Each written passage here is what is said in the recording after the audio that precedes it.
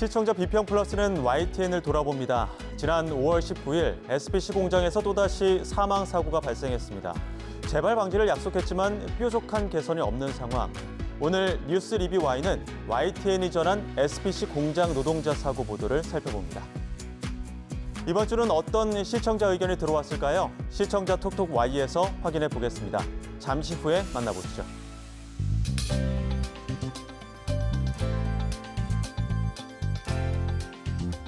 시청자 여러분 안녕하십니까? 박석원입니다. YTN이 유튜브 채널 구독자 500만을 달성했습니다. 보내주신 뜨거운 성원에 보답하고자 특별한 이벤트를 준비했는데요.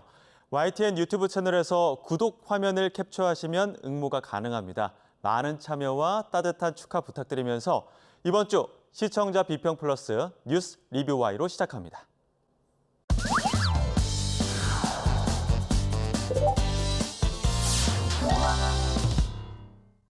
네, 세 분 어서 오세요. 안녕하십니까?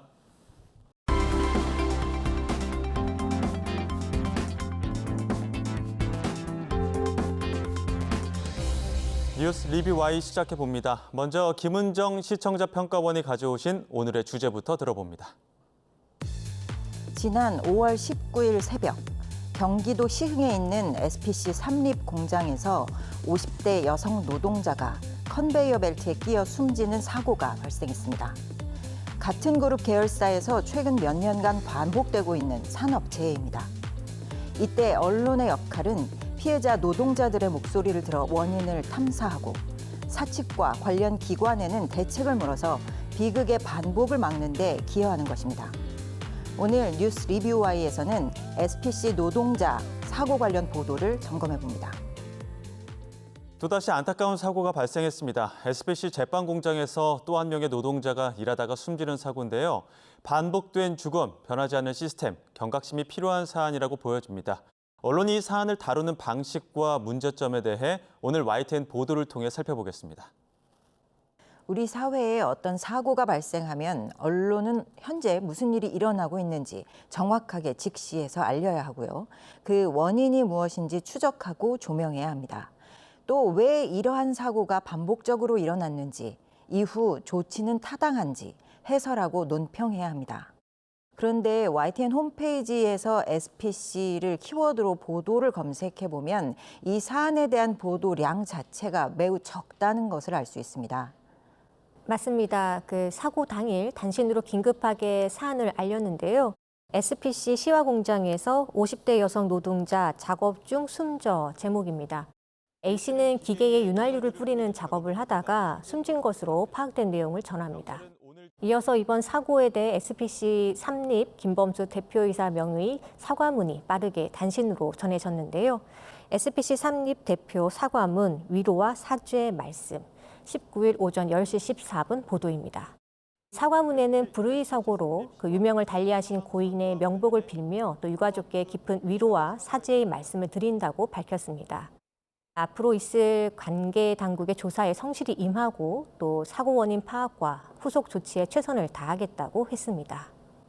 언급해 주신 것처럼 사고 당일 단신부터 이후 보도까지 살펴봤을 때 사고 규모에 비해 보도의 깊이나 연속성이 부족했다는 생각을 하게 됐습니다. 심층 취재와 탐사 보도가 필요한 사안임에도 불구하고 해설 보도 수도 적고 논평이나 대담은 눈에 띄지 않았는데요. 주로 단신으로 사실을 알리고 사측 입장이나 수사 상황, 소비자 반응 등을 전하는 데 그쳐서 아쉬움이 남았습니다. SPC 그룹 사업장이 처음으로 여론의 질타를 받은 중대재해가 2022년 10월 발생한 공장 사고였습니다. 첫 사고 직후 회사는 책임을 통감한다면서 안전 시스템 전면 재정비를 알렸는데요. 3년 사이에 발생한 세 번째 사고입니다. 사고 예방을 위한 언론의 강도 높은 감시가 절실한데요. 먼저 평가원님. 이번 SPC 그룹 사고의 경우 지금 말씀해 주신 것처럼 반복된 사고이기 때문에 회사 측의 대응에 더욱 관심이 집중될 수밖에 없습니다. 5월 20일 대국민 사과에도 반복되는 사고, SPC그룹 대책 없나. 이 보도에서는 2022년 그룹 회장의 대국민 사과 이후에도 SPC 계열 제빵 공장에서 부상과 사망 사고가 이어졌다는 사실을 짚었습니다. 사고 원인이 무엇인지 조명하고 2022년 사고 이후에 약속한 안전 시스템 강화가 실제로 이루어졌는지 추적 검증을 하려는 언론의 질문을 회사 측이 회피하고 있음을 명백하게 드러내주고 있는 보도입니다. 이번 사고 발생 상황과 사과문 발표를 어떤 맥락에서 인식해야 하는지를 보여준 관점이 명확한 해설 보도였습니다. 아쉬운 것은 이어지는 해설 보도, 추적 보도가 잘 보이지 않는다는 것입니다. 유사한 사고가 반복되고 있는 만큼 사측 입장에 대해서는 여러 면에서 추적, 검증이 필요합니다. 먼저 사과 주체와 방식, 사과 메시지의 적절성에 대한 분석 보도가 필요합니다. 사과 메시지 발표 방식은 보도자료 배포인지 홈페이지 게재인지 구체적으로 어떤 방식이며 또 이것이 적절한지 분석이 필요합니다. 또 사과 주체가 SPC 삼립 김범수 대표인 점은 책임 주체 면에서 적절한지 이 면에 있어서도 해설이 필요합니다. 그러한 해설 없이 기업의 사과 메시지를 단신 보도로만 전달하고 마무리하면 이는 기업 입장에서 사과했다, 대책을 수립했다, 이런 명분을 쌓아주는 일에 언론이 협조하는 상황이 될 수밖에 없습니다. 유사한 상황이 반복된 지금 시점에서 언론은 역으로 지난 사과 메시지를 통해서 약속한 피해 상황에 대한 배상 조치, 재발 방지 정책이 실제 시행되었는지를 점검해야 합니다. 이후 날카로운 질문과 추적 보도가 이어지지 않아서 안타깝습니다. 공론화되어야 하는 이슈이고 또 언론의 탐사 보도를 통해 그 역할을 담당하는 것이 절실한 의제이니만큼 이어지는 추적 보도를 기대해 보겠습니다. 국내 최대 제빵업체 SPC그룹이 완전히 새로운 SPC로 거듭나겠다고 선포한 것이 22년 노동자 사망 사고 이후입니다.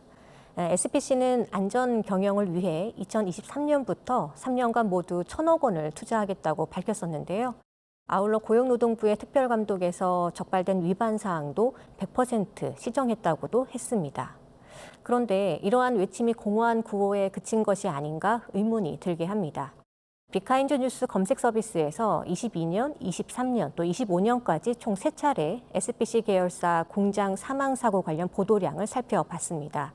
그 검색 키워드는 SPC로 동일하게 했습니다. 노동자 사망 사고일로부터 일주일 기간에 YTN 보도는 얼마나 많았는지 살펴보겠습니다. 우선 보도량입니다. 2022년 68건, 23년에 20건, 25년에 28건입니다.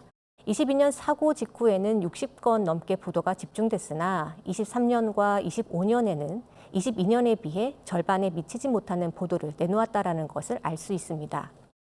저는 이번 사건 관련 보도들을 살펴보면서 SPC의 2023년 사망사고와 관련된 보도들도 살펴봤는데요. 지금 보도들과 유사한 맥락으로 수사와 조사, 조치 예정을 발표한 상황에 대한 보도까지가 있었고요. 또 이후 경과가 어떻게 되었는지에 대한 보도는 찾아보기가 어려웠습니다. 대표적으로 2023년 11월 18일 샤니 끼임 사망 7명 송치 대표이사 업무상 과실 적용 제목 보도에서는 샤니 제빵 공장에서 노동자가 기계에 끼어 숨진 사고를 수사하는 경찰이 7명을 불구속 상태로 검찰에 넘겼다는 소식을 전하고 있습니다. 그런데 이후 수사 결과 누가 책임을 졌고 또 어떤 대책이 마련되었는지 점검하는 후속 보도는 찾아볼 수 없었습니다. 정부의 대책 보완과 관련된 보도도 마찬가지입니다. 2024년 6월 30일 식품 기계 끼임 사고 없도록 위험 방지 조치 강화 제목의 보도입니다. 이 보도에서는 2022년, 2023년 연속된 SPC 계열사 노동자 사망 사고 이후에 유사 사고를 막기 위해서 앞으로 식품 제조 기계 위험 방지 조치가 강화된다는 소식을 전하고 있습니다.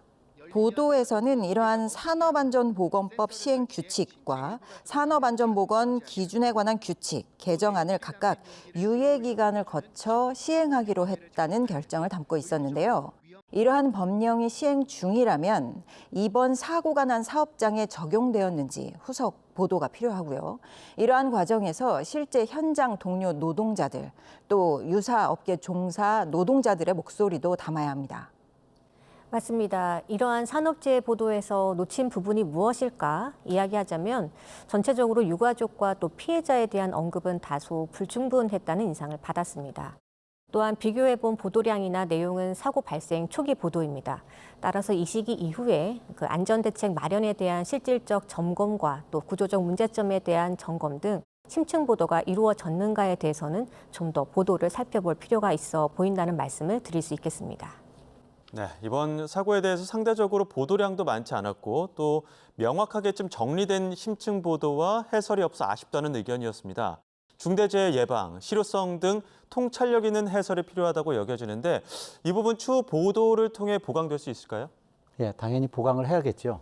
중대재해처벌법과 관련해서 YTN이 좀 더 통찰력 있고 그리고 심도 있는 보도와 해설을 해야 된다. 이러한 지적에 대해서 적극 동감을 합니다. YTN은 SPC 삼립제빵공장에서 여성 노동자가 기계에 끼어서 사망한 사고 관련해서 지속해서 보도를 이어오고 있는데요. 사고 당일 전화 생중계 연결, 그리고 현장 커버, 리포트 제작 등에 이어서 허영인 SPC그룹 회장의 대국민 사과 이후에도 사고가 반복되고 있다는 점을 꼬집기도 했습니다. 이후에도 공장 관계자 입건이나 합동 감식 등 주요 수사 변곡점마다 속보와 기사 처리를 이어가는 중인데요. 사고 이후에 지적하신 대로 일부에서 중대재해처벌법과 관련한 논란이 벌어지기도 했습니다. 특히 대선을 앞두고 TV 토론회 등에서 특정 후보 간의 논쟁도 있었는데요. 사건 사고 보도를 중심으로 하는 사회부의 특성상 이러한 논란들에 대해서 즉각적인 보도를 내놓기는 어려운 면이 있습니다. 또한 실제 법 개정 추진이라기보다는 대부분 휘발성이 강한 정치적 사안에 가까워 보이는 논란들을 하나하나 보도하기도 사실 쉽지 않은 측면이 있는데요. 다만 이제 중대재해처벌법 시행 전후 관련 사고의 양상이나 통계를 통해서 해당 법이 어떤 역할을 하고 있고 또 향후 이 법이 어떤 역할을 할 수 있는지 등은 현재 취재 중인 사안인데요. 중대재해처벌법에 대한 가치 판단의 영역이 아닌 실제 중대사고와 관련해서 어떠한 영향을 미쳤는지에 대한 실증 보도를 하겠다는 계획입니다. 아울러 이번 사고 이후 YTN 사회부는 SPC 제빵공장 노동자 사망 사고에 대해서 경찰의 수사를 포함해서 계속 관련 보도를 이어갈 예정입니다. 또한 비슷한 사고 현장, 특히 사용자들의 관리 부실로 인한 노동자들의 억울한 죽음들에 대해서도 지속적으로 취재 보도해 나갈 것입니다. 네, 일하다 죽지 않는 일터를 만들어야 한다는 데 여론이 집중되고 있습니다.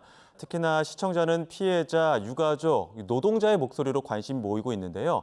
사회적 맥락에서 현장의 직접적인 목소리를 전하는 보도 태도도 필요합니다. 관련한 사안이 YTN에서 다뤄졌는지 보도도 살펴보겠습니다. 맞습니다. 그 세계 산업재해 노동자 추모의 날인 4월 28일을 우리나라도 법정 기념일로 지정했습니다. 올해 처음으로 산업재해 근로자의 날을 맞았습니다.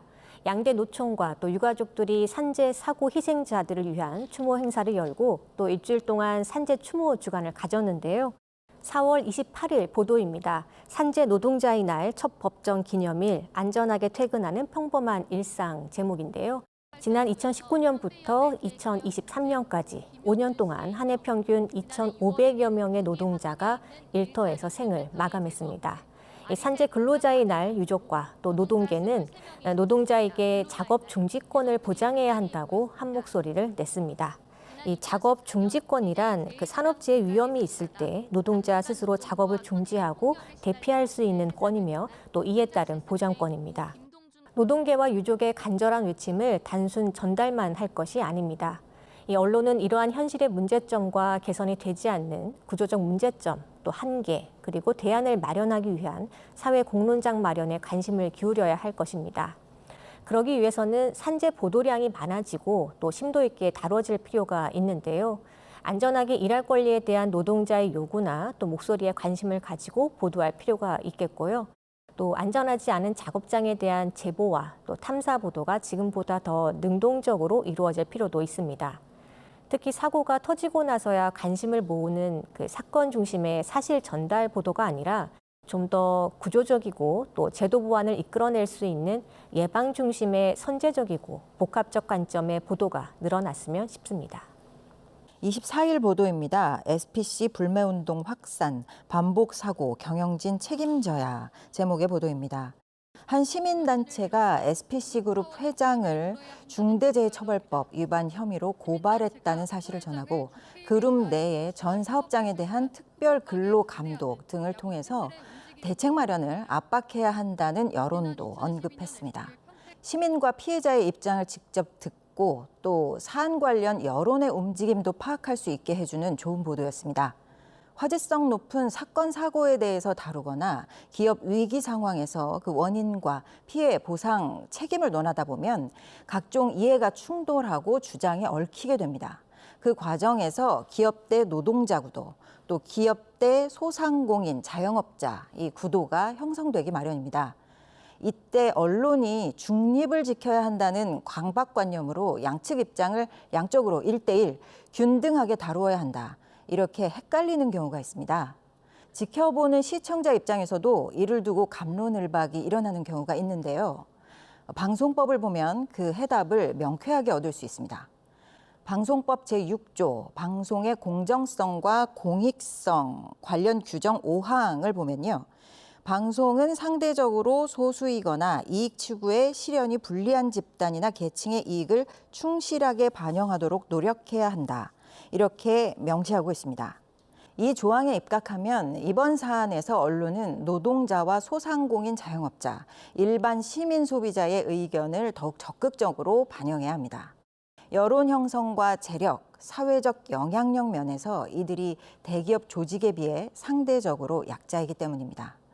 앞선 보도와 같이 관점이 분명한 보도, 앞으로도 이어가 주시길 부탁드립니다. 5월 21일 단신입니다. 사업주 안전 불이행 산재 사고로 1분기 138명 사망입니다. 이 보도는 사업주의 안전조치 불이행으로 발생한 산재 사고로 올 1분기에만 138명이 목숨을 잃었다고 전했습니다. 이러한 조사 결과를 보면서 YTN은 이런 사건이나 사고가 있을 때 일시적인 관심이 아니라 이 산업재해의 위험성이나 또 구조적 위험성을 지적하는 보도를 기획보도로 낼 필요가 있다는 점에서 지적을 하지 않을 수 없어 보입니다. 산업재해는 피해자나 또 가족을 인간적인 측면에서 접근할 수 있다는 점에서 다양한 인터뷰와 또 심층 기획보도가 가능합니다. 또한 정부기관과 각종 통계에 따른 원인과 대책을 위한 기획보도도 시도해 볼 수 있습니다.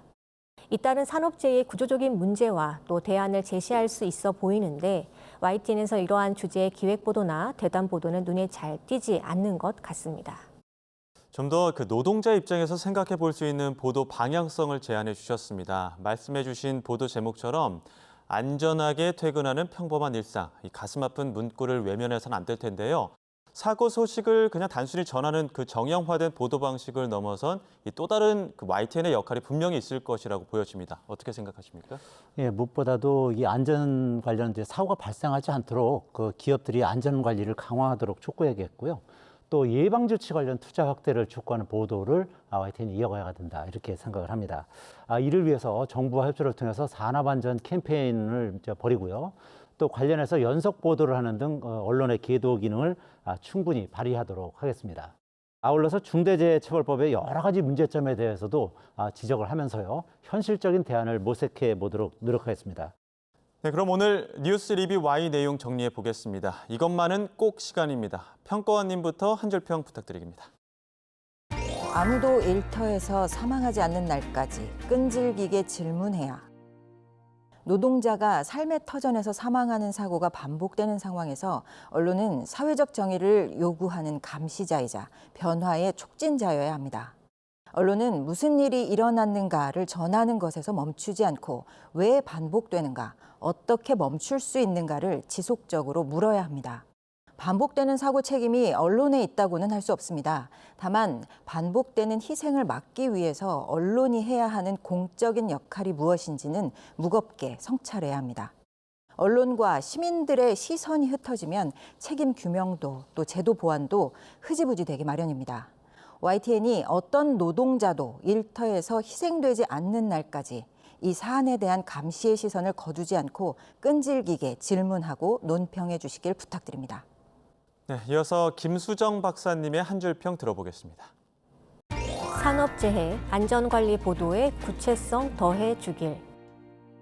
중대재해처벌법 시행 이후 기업의 산업재해 책임을 강조하는 보도가 늘었습니다.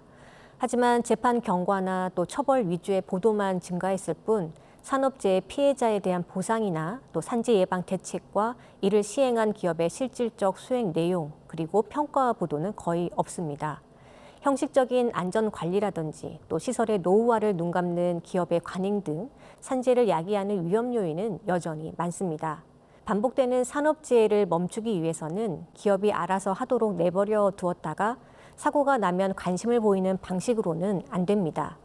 사고와 죽음에 대해 왜와 어떻게를 더해 중대하게 보도하려는 노력이 더욱 요구됩니다. 반복되는 사고를 멈추기 위해 구체적인 요구를 만들어낼 수 있도록 보도의 구체성을 더해야 하겠습니다.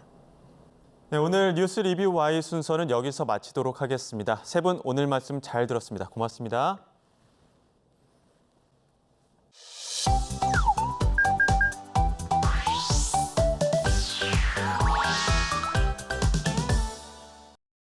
YTN을 향한 시청자 의견이라면 모두 귀 기울여 듣고 답하는 시청자 톡톡 Y 시간입니다. 오늘 주목한 시청자 의견을 AI 앵커 Y구가 소개해드립니다. 지금 바로 만나보시죠. 안녕하세요. AI 앵커 Y구입니다. 오늘의 첫 번째 주제는 상습 음주운전에 대한 시청자 의견을 들어봤습니다. 자세한 내용 지금 바로 보시죠.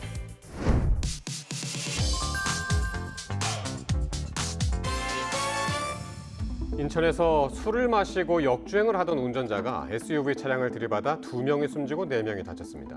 음주 역주행 사고로 6명의 사상자가 발생한 소식을 YTN이 단독으로 전한 보도가 있었습니다. 새벽 4시 20분쯤 인천 구월동 승기사거리 인근에서 20대 남성 정모 씨가 음주운전을 하다가 사고를 냈습니다. 경찰 조사 결과 가해 차량 운전자 정 씨는 이곳 사거리부터 역주행을 시작했습니다. 충돌 전까지 무려 100m가량을 반대편 차선에서 달린 것으로 추정됩니다. 정 씨는 과거 음주운전으로 적발돼 면허 정지 상태였던 것으로 확인됐는데 지인의 차를 빌려 몰다가 사고를 낸 것으로 파악됐습니다. 사고 당시 상황을 자세하게 알리고 운전자의 음주운전이 처음이 아님을 알려 심각성을 전했는데요. 인천에서 음주운전자가 역주행하다가 낸 사고를 전했는데 상습 음주운전자에 대한 사례와 제도적 장치는 어떤 게 있는지 궁금증이 남았다는 시청자 의견이 있었습니다. 시청자 톡톡화에서 상습 음주운전자에 대한 사례와 제도적 장치 등에 대해 알아봤습니다. 올해 4월 부산 기장경찰서는 도로교통법 위반 혐의로 60대 남성 A씨와 50대 남성 B씨를 입건했습니다. A씨는 상습 음주운전 무면허 운전으로 재판과 수사를 받는 상태에서 또 범행했으며 이미 음주운전 8건, 무면허 운전 등 4건의 전과가 있었는데요. B씨는 음주운전 6건, 무면허 운전 1건 등 같은 혐의의 전과가 있었고 집행유예 기간에 또다시 음주운전을 하다가 단속됐다고 합니다. 상습 음주운전자는 기준에 따라 차량을 압수당할 수 있는데요. 2023년 개정된 상습 음주운전자 차량 압수 기준에 따르면 음주운전 사고로 인해 사망사고가 발생한 경우 최근 5년간 2회 이상 음주 전력자가 음주의 중상해 사고를 야기한 경우 최근 5년간 3회 이상 음주 전력자가 음주운전으로 재차 적발된 경우 피해 정도나 피의자의 재범 우려 등을 고려해 압수가 필요하다고 판단되는 경우 등입니다. 6월 4일부터는 개정 도로교통법 시행에 따라 음주운전 적발을 피하려 추가로 술을 마셔 음주 측정을 방해하는 행위에 대한 처벌이 가능해지면서 법 시행에 맞춰 관련 위반 사항에 대해서도 수사할 방침인데요.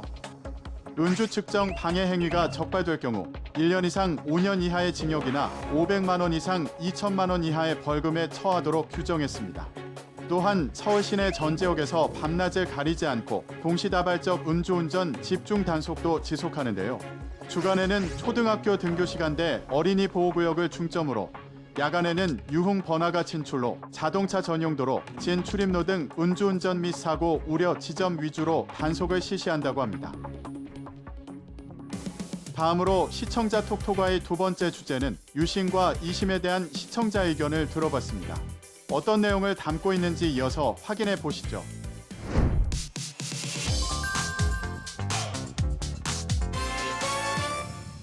SK텔레콤 해킹 사태 이후 유심 교체가 이루어지고 있지만 물량이 부족해서 속도는 여전히 더디기만 합니다. SK텔레콤의 유심 교체가 더디게 이루어지면서 대안으로 이심 교체가 주목받고 있다는 소식을 전한 보도가 있었습니다. 이심은 최신 기종만 가능하다는 제약이 있고 기기 파손 시 교체가 번거롭다는 단점이 있지만 전력 효율이 높고 집에 물리 공간이 불필요해 스마트폰을 얇게 만드는 데 유리합니다. 이런 이유로 삼성과 애플 등 스마트폰 제조사는 내심 2심 활성화를 반기는 것으로 전해지고 있습니다. 이심의 간단한 특징과 장점 등을 알려 주목받고 있는 이유를 설명하고 전문가의 의견을 덧붙여 이해를 도왔는데요. SK텔레콤 유심 공급 계획 지연이 불가피해지면서 2심 전환이 늘었다고 알린 보도였는데 여기서 유심과 2심 각각의 특징이 구체적으로 궁금했다는 시청자 의견이 있었습니다. 시청자 톡톡와이에서 유심과 2심은 어떤 특징이 있는지 정리해봤습니다. 유심은 범용 가입자 인증 모듈의 약자입니다. 휴대폰처럼 통신 기능을 쓸 수 있는 디바이스에 장착하는 스마트 카드이기도 한데요. 이 때문에 유심칩, 심카드 등으로 부르기도 하는데 3세대 이동통신 이상의 시스템에서 사용합니다. 이동통신 네트워크에서 반말 사용자를 식별 인증하는 역할을 하는데요. 스마트폰에서 유심을 뽑아 다른 단말기에 장착하면 기존 기기에서 쓰던 전화번호와 데이터 요금제를 그대로 쓸 수 있습니다. 유심이 기기에 내장된 2심도 있는데요. 최근 스마트폰 상당수는 유심과 2심을 각각 이용해 두 개의 전화번호를 하나의 기기에서 쓰는 듀얼심 기능을 지원하고 있는데요. 여기서 2심이란 내장형 가입자 인증 모듈의 약자로 유심과 동일한 역할을 하지만 유심과 차이점이 있다면 심의 성질 차이인데요. 유심은 스마트폰 사용자가 스마트폰을 처음 구매할 때 개통 전 일정한 모양을 갖춘 형태의 칩이 포함된 플라스틱 카드를 말한다면 이심은 스마트폰 제조 과정에서 단말기에 내장된 칩의 이용자가 QR코드 등을 활용해 통신사의 프로파일을 내려받게 해서 이용하는 무형의 소프트웨어 방식인 겁니다. 스마트폰 이심은 세계이동통신사업자연합회 주도하에 2016년부터 표준화 규격이 발간됐으며 2020년 12월 기준 전 세계 60개국 175개 통신사가 이심 서비스를 도입했습니다. 마지막으로 오늘 시청자 톡톡와의 세 번째 주제는 약탈 문화재에 대한 시청자 의견을 들어봤습니다. 이어지는 내용도 지금 바로 만나보시죠.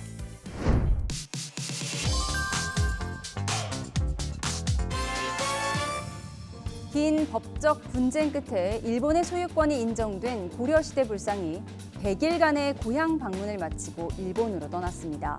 지난 5월 100일간 우리나라에 돌아왔던 고려 불상이 다시 일본으로 떠난 상황을 전한 리포트가 있었습니다.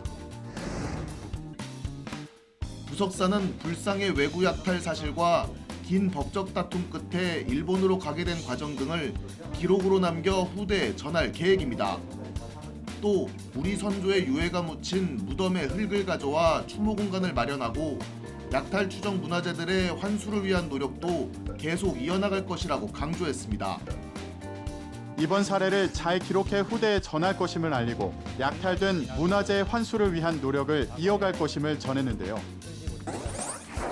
고려 금동 관세음보살 좌상이 일본으로 다시 돌아간 소식을 알렸는데 관련해 약탈당했던 문화재가 본국으로 되돌아간 사례 등이 궁금했다는 시청자 의견이 있었습니다. 자세한 내용을 보충하기 위해 시청자 톡톡와이에서 약탈당한 문화재가 돌아간 사례를 알아봅니다. 지난 2022년 미국 로스앤젤레스의 게티 박물관은 이탈리아에서 약탈한 유물 4점을 반환하겠다고 발표했습니다.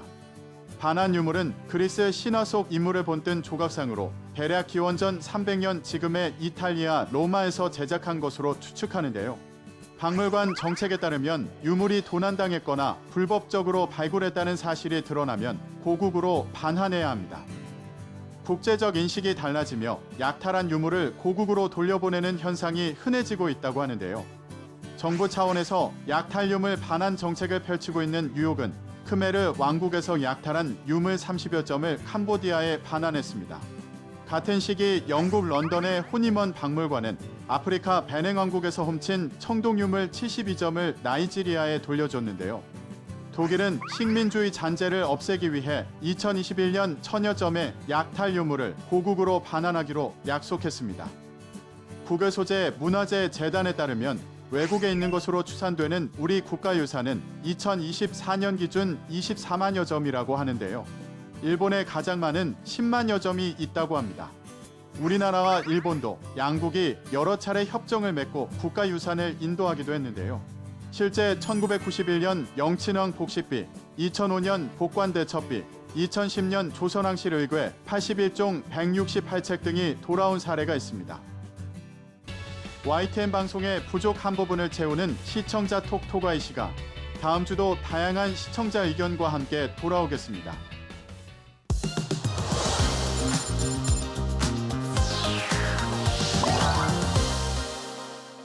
시청자 목소리로 YTN을 되돌아봅니다. 방송에 대한 여러 의견들 SNS와 홈페이지를 통해 남겨주시고요. 시청자 비평 플러스는 다음 주 더 새로운 의견으로 돌아오겠습니다. 시청해주신 여러분 고맙습니다.